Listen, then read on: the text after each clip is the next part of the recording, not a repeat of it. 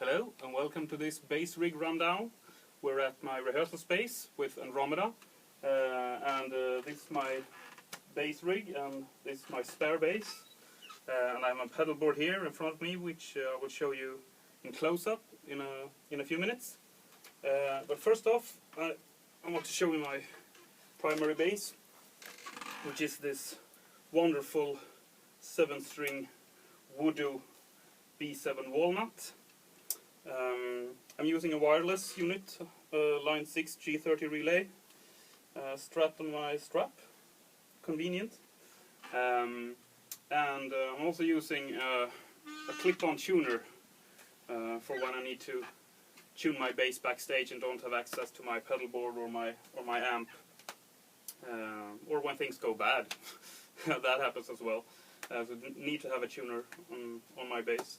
And it's a 7-string, as you can see, and I'm not tuned as regular 7-string basses are usually tuned. I'm actually using this pretty much like a 7-string guitar, but an octave lower.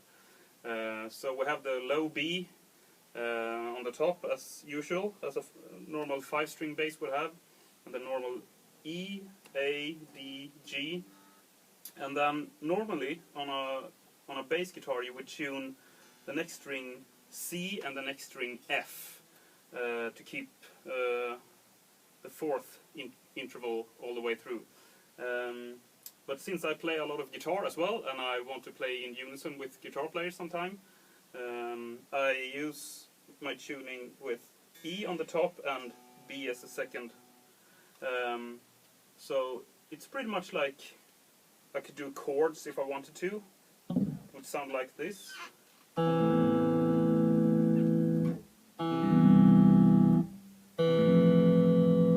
But it gets kind of muddy when you're in the low frequencies, so I usually stay away from that, at least here. I sometimes use chords up here, but not so much. Sometimes I do it to fill up space.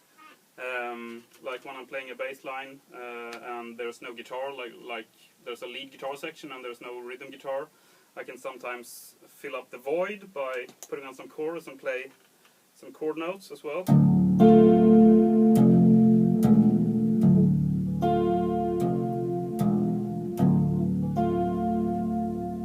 So that's pretty sweet. And I'm running this bass here through my pedal board, which I will show later. And it's going into my bass rig here. It's a Marshall cabinet. It's two 15-inch speakers. I can pretty much move walls with this one. And here I have my head. It's a TC Electronic RH750. It has 3 channels, but I'm almost always using the first channel because I've sort of made it specifically for this bass. So I have the channel number 2 I have for my spare bass, which I rarely use. It's only if something happens to this. And then the third channel is set for a fretless. So far I haven't played fretless live with Andromeda, so I haven't had a use for the third channel yet, but I've used it for recordings and such. This head actually works wonderfully if you line it directly to either your sound card or your mixing console.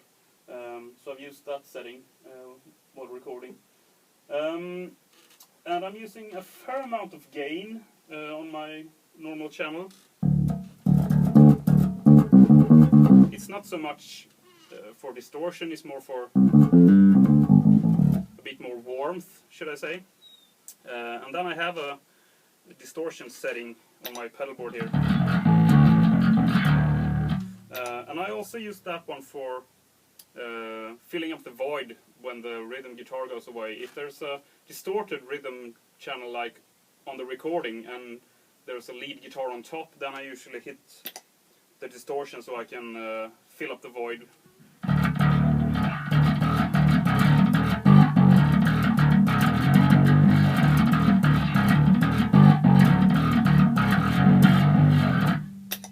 I don't have that overly distorted because it wouldn't be able to cut through the mix. It would be indistinguishable.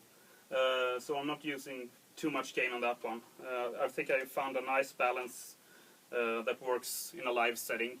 It doesn't sound all too good on its own, but it sounds perfectly in the mix. So when we play live, you can hear what I'm doing, and it fits perfectly in the mix.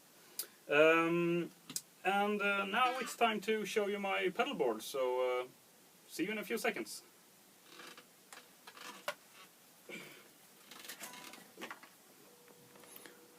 So here's my pedal board setup. It's quite simplistic. First off, we have the wireless unit. That one goes into the Boss TU3 Chromatic tuner.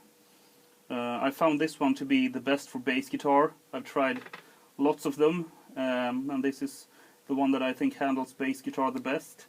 There are others that do guitar better, but for bass this is the one for me. And that goes into the overdrive, or the distortion rather. Clean tone sounds like this, and then I hit the distortion,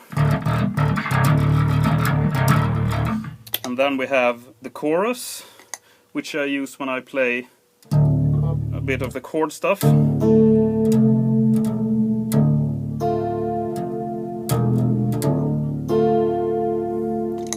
And then I also have a delay, which I actually use only for one song. It's Survival of the Richest, where I have a bass intro. And it sounds like this with the delay on.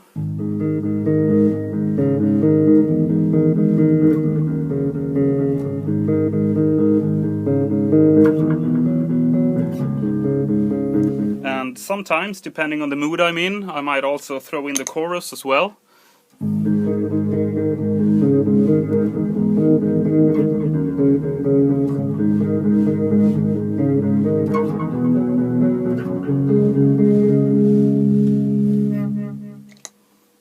And then at the end, the delay goes into the noise suppressor.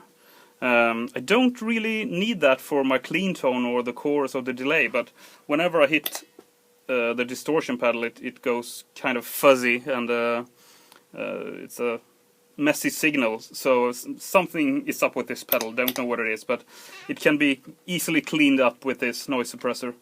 I used to have this one actually in my guitar pedal board, but I switched it out, so now it's on my bass board. And that's pretty much it. I rarely use combination, all three of these in combination. It's pretty much only when we have like a power ending, the last song of the evening, and everyone goes bananas.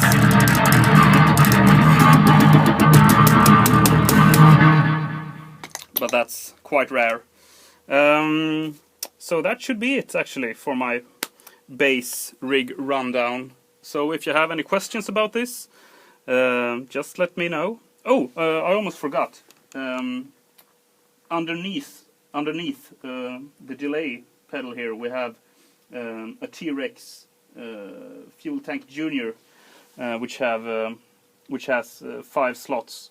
So each of these pedals go into that one, and there's a separate power for the wireless. Unfortunately, I can't make it work.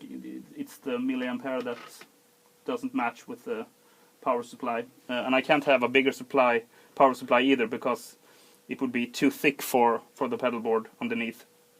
But it works. If you can get a hold of one power plug, you can probably get 2, so there's usually no trouble with that.